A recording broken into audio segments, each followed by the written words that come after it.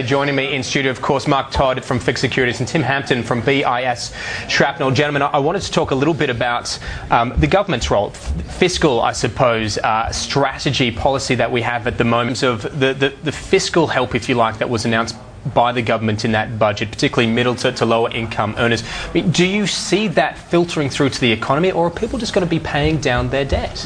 I actually see this year being a pretty good year for household spending.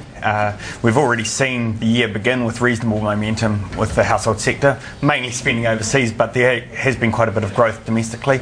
You've now had the lower interest rates, which at the margin will be stimulating spending, and then you're getting this big wad of cash going into people who they've basically taken money from people who weren't going to spend it and given it to people who will spend it. And so I'd be expecting to see some pretty strong retail numbers through the third quarter. What won't be strong though is the building side of the economy, with residential building and non-residential building. That sort of investment is going to require sustained lift in confidence, and at the moment that's not there, and don't see that happening for the next few months.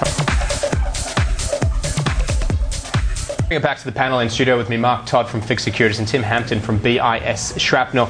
Tim, the state of the economy. We heard the Treasurer, we're talking about maybe a little bit below trend growth at the moment, but that's expected to get back above to trend. And John just mentioning there that, look, maybe the state of the economy doesn't warrant serious cuts at the moment. I think in terms of serious cuts from here, I completely agree.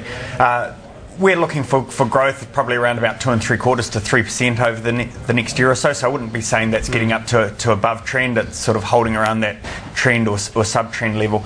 And where the weakness is in those interest rate sensitive parts of the economy. So that, again, that domestic building, whether it be residential. Does this then help? I mean, does 25 basis points help? It's not, the statement, the big sort of 50 basis point cut that a lot of the market looks for, because that cash rate isn't exactly anymore the impact sort of to boosting confidence it once was. That's absolutely true.